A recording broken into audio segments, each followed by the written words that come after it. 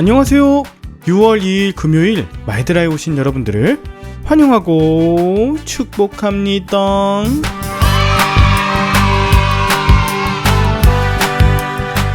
여러분은 평소에 화를 자주 내시나요? 혹시 가까이 있는 사람, 나보다 약한 사람, 또 처음 보는 사람에게 화를 내신다면 오늘의 마이드라를 통해 스스로를 살펴보시면 참 좋겠어요. 여러분 안에 있는 감정들을 잘 살펴보고 또 변화할 수 있는 그런 마이드라 되길 바라면서 오늘도 여러분에게 힘과 능력이 되는 마이드라 되길 원합니다. 그럼 오늘의 마이드라를 바로 시작해 보겠습니다.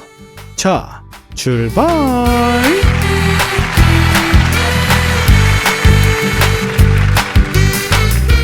오늘은 사무엘상 25장입니다. 어제 본문에서 다윗은 엔게디 동굴 속에서 사울을 죽일 수 있는 기회를 얻었지만 사울을 죽이지 않고 옷자락만 베어 보내줍니다. 사울을 죽여 자신이 왕이 되는 것보다 하나님 앞에서 죄를 짓지 않고 올바르게 사는 삶을 선택한 것이죠. 이런 다윗의 행동에 감동한 사울은 자신의 행동이 잘못되었다는 것과 앞으로 다윗이 왕이 될 것이라는 사실을 인정하고 돌아갑니다.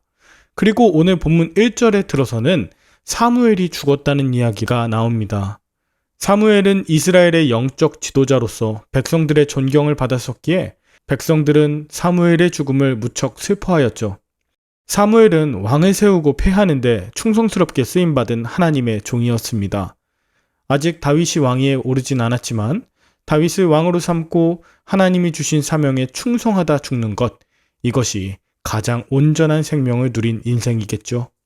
그리고 자신의 든든한 후원자 사무엘을 잃은 다윗은 바란 광야 혹은 마온 광야라고 불리우는 곳으로 내려가게 되는데 이 바란 광야는 지리적으로 엔게디보다 더 남쪽에 위치해서 사울과 더 멀어진 것입니다. 다윗은 이곳에서 마치 사설 경호업체 같은 역할을 합니다. 일종의 보디가드이자 구급대 같은 역할인데 무법천지인 광야에서 이스라엘 백성들이 어려움을 겪지 않도록 직접 역할을 감당했던 것이죠. 이 마온 광야에는 매우 부유한 부부 나발과 그의 아내 아비가일이 살고 있었습니다. 이 부부는 엄청난 부를 갖고 있었고 나발은 지혜롭지 못하나 아비가일은 지혜로운 여인이었습니다. 그런 나발 부부와 다윗 사이에서 하나의 사건이 펼쳐지게 되는데요. 4절부터 보면 나발 부부가 양털을 깎고 잔치를 벌이고 있을 때 다윗은 자신의 부하들을 데리고 나발에게 가서 양식을 얻고자 합니다. 7절에 보면 그들이 갈멜에 있을 때 다윗과 그의 종들이 나발의 목자들과 함께 지내며 그들의 양떼를 지켜주었었습니다. 그리고 이것이 사실인지 아닌지 나발의 종들에게 물어보면 알 것이라고 전하죠. 이렇게 풍성하게 수확하는 나발의 잔치집에서 다윗의 종들은 스스로를 나발의 아들이라 표현하고 은혜를 베풀어 먹을 것을 달라고 청하며 예의와 존경을 표했습니다. 다윗이 나발에게 정중하고 겸손하게 양식으로서의 사례를 부탁한 것입니다. 하지만 나발의 반응은 다윗이 예상했던 것과 완전히 달랐습니다. 나발은 다윗이 누구며 또 그가 주인에게서 도망친 종이라고 조롱합니다. 자신의 양떼를 지켜준 다윗을 향해서 어디서 왔는지도 모르는 광야의 강도 같은 부류로 취급하며 다윗에게 엄청난 모욕을 주죠. 약간의 기득권을 가졌다고 나발이 다윗을 대하는 자세는 사울과 크게 다르지 않습니다. 이걸 보면 나발은 사울을 지지하는 자 혹은 다윗을 반대하는 자로 이해할 수도 있습니다. 아니면 단지 다윗에 대한 소문을 듣고 선입견을 가지고 있다고도 생각해 볼 수 있죠. 따지고 보면 나발은 대단히 현실주의자이고 또 대세를 따라가는 사람이었습니다. 결국 다윗이 보낸 소년들은 빈손으로 돌아오게 되었고 그들은 다윗에게 나발이 한 말 그대로를 전합니다. 이에 다윗은 생각지도 못한 나발의 모욕과 거절에 엄청나게 분노하면서 400명의 군사들을 무장시켜 즉시 갈멜로 올라갑니다. 이렇게 다윗이 분노하여 나발을 죽이겠다고 쳐들어오는 상황에 나발의 집 하인 하나가 나발의 아내인 아비가일에게 찾아갑니다. 그리고 나발이 다윗의 종들에게 했던 모욕과 빈손으로 돌려보낸 이야기를 전합니다. 이전에 다윗과 그의 군사들이 양을 칠 때에 자신들과 양떼를 보호해 주었다는 사실도 알렸죠. 특히 16절에 보면 그들이 우리와 함께 있어 밤낮 우리에게 담이 되었음이라 하는 것을 보면서 다윗과 그의 군사들이 얼마나 성실하게 또한 든든하게 나발의 종들과 그 양떼를 지켜주었었는지 부연 설명을 해요. 결국 나발의 처사가 매우 부당하며 나발은 불량한 사람, 즉 지혜가 없는 어리석은 자이기 때문에 그의 아내인 아비가일에게 대책을 강구하라고 청하고 있는 것입니다. 아비가일은 나발과 달리 종의 이야기에 귀를 기울일 줄 알았고 또 위기를 기회로 전향시킬 줄 아는 지혜로운 여인이었어요. 아비가일은 재빨리 양식을 준비하여 다윗을 마중 나갔고 다윗을 만나자 왕이 되실 분이 쓸데없이 나발을 죽여 피 흘리는 살인죄와 개인적인 보복을 했다는 불명예를 얻지 말라고 청합니다. 다윗은 아비가일의 이 이야기를 듣고 하나님께서 자신에게 하시는 말씀이라는 것을 깨닫습니다. 그리고 자신의 감정에서부터 비롯된 복수심을 접고 되돌아갈 수 있었어요. 결국 다윗이 당한 모든 모욕과 그 원수는 하나님이 갚아 주십니다. 하나님은 나발을 즉시 치사 죽게 하십니다. 이것은 다윗에게 자신의 죄를 막아주신 하나님의 신실하심이란 증거였고 아름답고 총명한 여인 아비가일의 지혜와 통찰력 그리고 용기를 증명한 사건이었어요.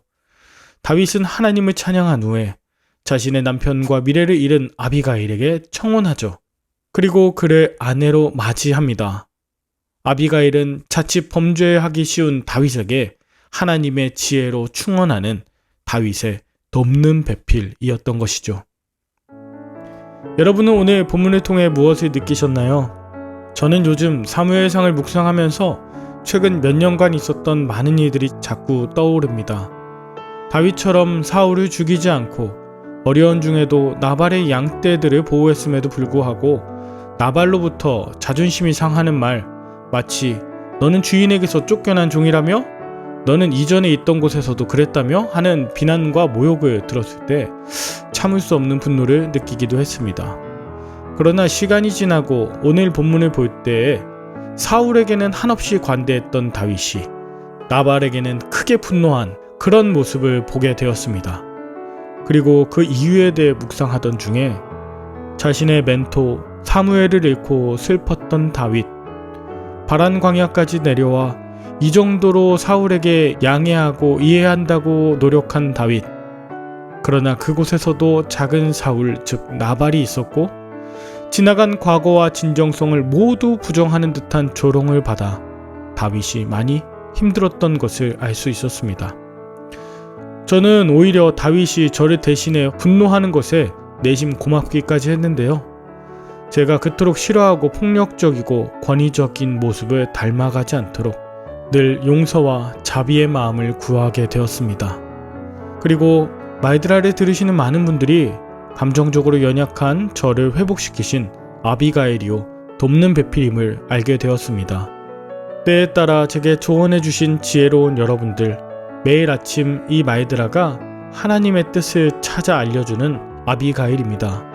여러분에게도 매일매일 이 말드라가 여러분의 감정이 아닌 하나님의 뜻을 쫓아가게 하는 그런 돕는 배필이었으면 좋겠습니다. 함께 기도할까요? 하나님 아버지, 인간적으로 의지하던 사무엘과의 사별로 인해 슬픈 자 있습니까? 예상치 못한 어려움으로 인해 삶의 자리가 옮겨진 자 있습니까? 연약할 때 낯선 광야에서 비난받고 조롱받는 자 있습니까? 그때 분노하며 감정적으로 대응하기보다 예수님처럼 말씀으로 사단을 물리치도록 인도하여 주옵소서. 연약하기에 더 크게 상처받고 더 예민합니다. 주님, 오늘도 아비가일을 통해서 하시는 하나님의 음성을 듣고 마음의 중심을 잡게 하옵소서. 감사를 드리며 예수님의 이름으로 기도합니다. 아멘. 주말에는 섬기시는 교회에서 예배 드리시며 은혜 많이 받으시고요. 저는 다음 주 월요일에 다시 찾아뵙도록 하겠습니다. 샬롬.